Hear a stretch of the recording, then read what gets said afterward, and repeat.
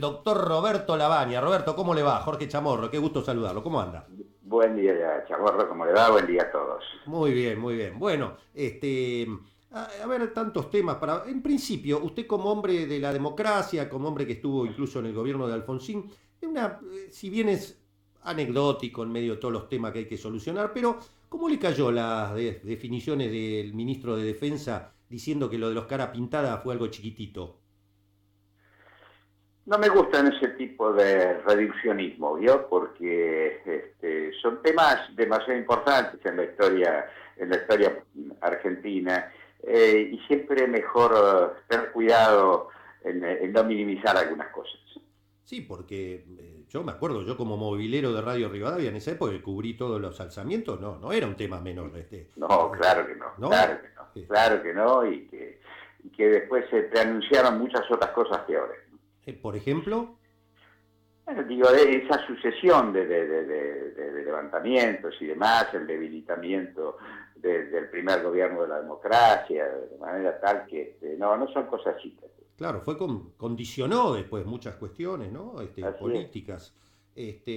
Bueno, yendo a otros temas, ¿le preocupa junto con Urtubey, que están haciendo campaña muy esforzada, sin duda, le preocupa lo que pareciera indicar, de acuerdo a las encuestas, que hay una fortísima polarización?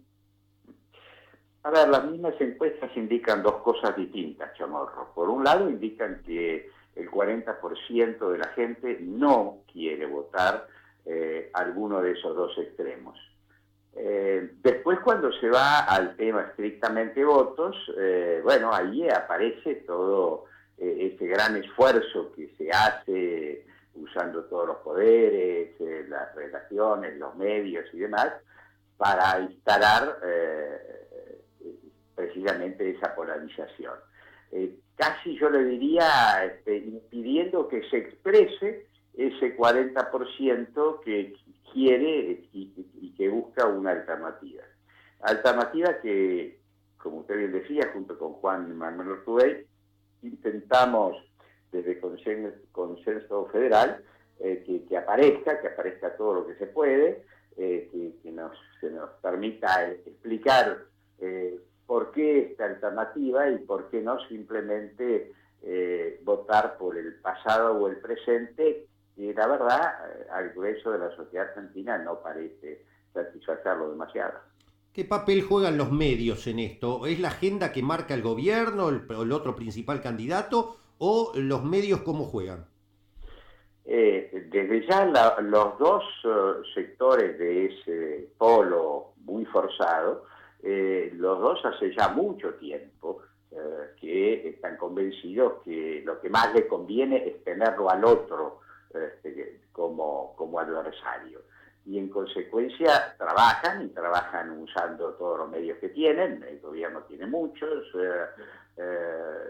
después el mundo de las relaciones y demás, como para forzar precisamente esa polarización. Pero la verdad es que son las mismas encuestas las que están diciendo, bueno, 40% prefieren no votar por ninguno de los dos. ¿Le preocupa el manejo que puedan hacerse, especialmente del lado del gobierno, de las redes sociales, que el gobierno las maneja con mucha habilidad?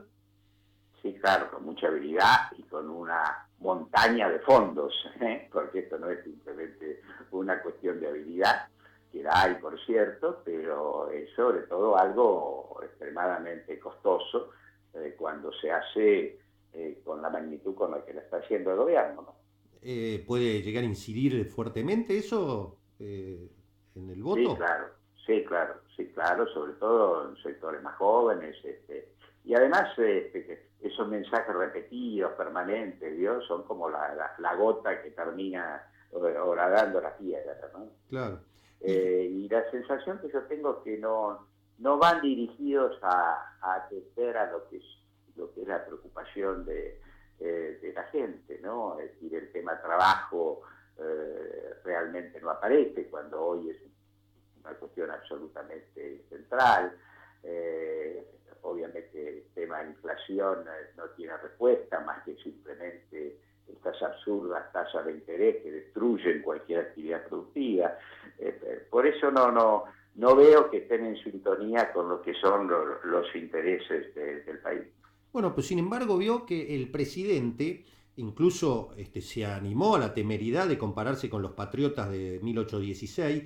En el 9 de julio dijo que estamos ante una nueva independencia, que hay como una bisagra, que, bueno, es un poco cruzar el desierto y que la tierra prometida está allí. ¿Usted coincide con eso, Roberto? Sí, siempre es así. Te recuerde la promesa de la lluvia de inversiones, de los brotes verdes, del próximo semestre. Siempre falta tiempo desde el punto de vista del gobierno para llegar a la tierra prometida, pero la verdad es que mientras tanto los niveles de pobreza, por ejemplo, han aumentado.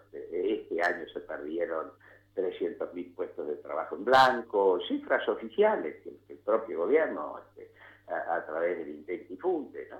De manera tal que, a ver, lo único que uno ve con mucha claridad por delante es que en el 2021 y 2022 han contraído una deuda solo con el Fondo Monetario de 52.000 millones, redondeando números. Una cifra que, por supuesto, Argentina no está en condiciones de enfrentar y que con seriedad, con tranquilidad va a tener que refinanciar, esto es, empujar para adelante, lo que haría cualquier individuo con un crédito que vence y que no puede pagar. ¿Cuáles son para usted, si fuera presidente, los 2, 3 grandes desafíos que tiene que empezar a solucionar apenas asuma? ¿Cuáles serían? Yo le diría que hay dos. El primero es poner en marcha la economía. Esta economía lleva 8 años, Chamorro. Esto no tiene mucho precedente en el mundo para una economía como la nuestra, en una zona de paz. 8 años estancada. El nivel de producción de Argentina hoy es el mismo que 2008. Esto le vuelvo a decir, no tiene precedentes en el mundo. Mientras tanto la población crece un poco más de 1% por año, con lo cual lo que le toca a cada argentino va disminuyendo. Entonces, ahora, si esto ocurre en una economía que está quebrada por otras razones o porque no tiene recursos, bueno, uno lo puede llegar a entender, pero no es el caso. Y esto es lo extraordinario negativo, pero extraordinario al fin de la situación. Argentina tiene recursos naturales, tiene recursos humanos, tiene incluso capital, que son las 3 cosas con las cuales uno hace caminar una economía. Nosotros hemos visitado infinidad de fábricas y demás, y entonces se encuentra máquinas tapadas con lonas, en algunos casos la industria textil tapada con plásticos, están ahí, están instaladas, están esperando que alguien saque la lona, saque los plásticos, prenda la luz y se pongan a trabajar. Bueno, y en ese es el primero. Y el segundo es el tema de la educación, donde nosotros desde el principio hemos planteado que hay que volver a tener una educación nacional. Esto es, no es que un mandón en Buenos Aires va a decir lo que hay que estudiar, sino que el Consejo Federal, donde están todas las provincias, tiene que acordar un programa único, un sistema único de contratación de educadores, remuneraciones, contenidos, pruebas de eficiencia de alumnos, de maestros, todo tiene que ser de nivel nacional, de manera de tener en Argentina, como tuvimos hasta los años 90, en que se hizo este reparto en las provincias, una educación única y de mejor calidad que la que tenemos. Bien, claro, esos son los desafíos para empezar a poner en marcha, pero con usted puedo hablar de este tema porque como economista y político, la idea de este viejo paradigma de lograr un modelo de desarrollo sustentable e inclusivo, ¿cómo lo ve usted a la Argentina hoy parada ante este mundo cambiante y cómo se resuelve esto con empresas transnacionalizadas, manejadas generalmente por matrices extranjeras, con la discusión sobre qué tipo de salario se va a pagar o no, cómo se hace la competitividad sin solamente o apuntando solamente al costo de lo que pueda ser el salario, perjudicando al consumo y a las clases populares. ¿Cómo se hace para resolver estas estrategias, estos planes con mirada de largo plazo en esta circunstancia de este país hoy? ¿Cómo lo vislumbra usted? Pero, Chamorro, hay otros países acá al lado que lo están haciendo y las condiciones mundiales son las mismas. En estos 8 años de estancamiento argentino, que como usted sabe abarcan los 4 años finales del gobierno anterior y los 4 de este que han fracasado, en esos mismos 8 años, Uruguay, Paraguay, Chile ya es tradicional, Perú, a pesar de sus sobresaltos políticos, hasta Bolivia han avanzado. Y por supuesto podríamos dar infinidad de ejemplos en el mundo.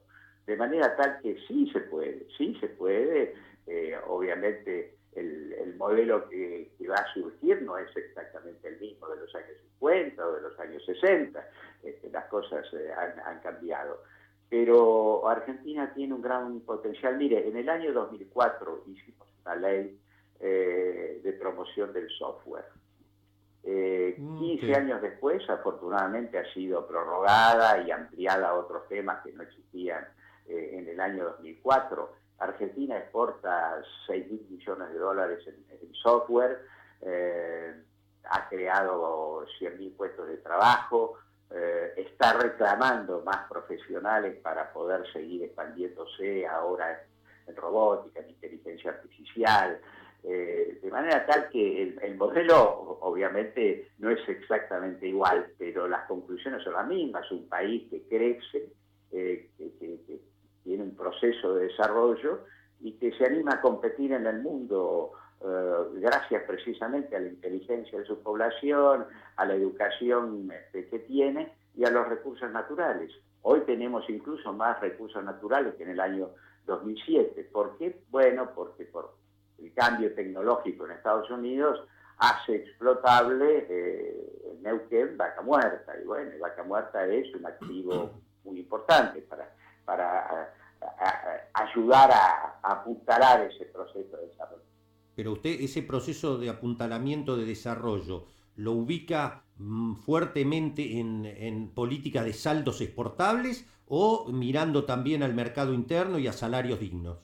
No hay políticas exitosas en lo exportable, por lo menos en países como los nuestros. Hay países en el sudeste asiático con regímenes políticos incluso distintos, pero no hay en democracia verdadera capacidad de exportación si uno no tiene un mercado interno sólido. ¿Sabe por qué? Porque parte de los costos son costos fijos que normalmente se reparten en el mercado interno.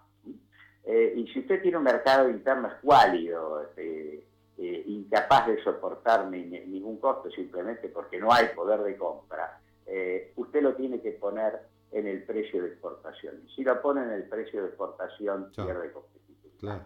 De manera tal que, lejos de haber un conflicto entre el consumo y las exportaciones, van de la mano, absolutamente de la mano. Pero en general en los mercados, cuando hay puja entre la exportación y el consumo, sí está abierto absolutamente el mercado, como postula nuestro presidente. En general el exportador pone el precio, lo dolariza y se desliga en todo caso, de lo que sería cuidar el precio para el consumo interno. ¿Cómo se resuelve eso? No, eso se resuelve, lo han resuelto en infinidad de países en el mundo. No hay tipos de cambio diferenciado. ¿Cómo haría? No hay conflictos salvo en casos de escasez. Si de repente un producto escasea, bueno, ahí puede aparecer un conflicto entre la exportación y el consumo, pero en condiciones naturales son absolutamente complementarios, van juntos, se hacen con el mismo personal, con las mismas máquinas, y ayuda a repartir los costos fijos que en Argentina son importantes. Pero acá en la Argentina exportamos básicamente lo que comemos. ¿Cómo hacemos para no afectar el consumo y el salario si no, con tipo de cambio diferenciado o con no, retenciones. no, ¿Cómo lo maneja eso? no, eso era así en la A ver. época, era así en la época del trigo. Nosotros soja no comemos, la soja la comen los chanchos chinos, eh, Bueno, pero sí que... y generan proteína en China. Hoy no hay conflictos. El excedente, los excedentes de soja, los excedentes de aceites. Argentina es uno de los grandes productores mundiales de aceite.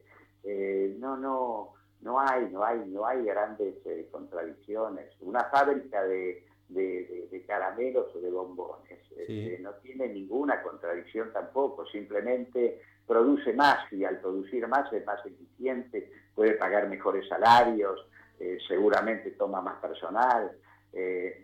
Son dos cosas que van de la mano, sin inventar cosas raras.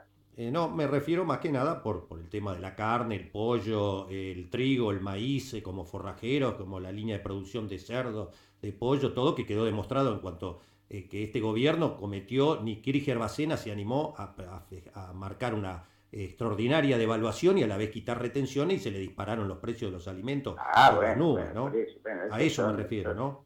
no, claro, eso sí, esos son errores de política económica. Está claro que el gobierno cometió errores. El primer error fue tratar de mantener de manera artificial el dólar, cosa que está haciendo ahora. Está muy contento porque el llamado mercado está tranquilo. Bueno, se equivoca porque eso tiene consecuencias, que no puede sentarse. Fíjese, el mismo gobierno que explicaba que no era posible tener tarifas artificiales quiere tener un dólar artificial.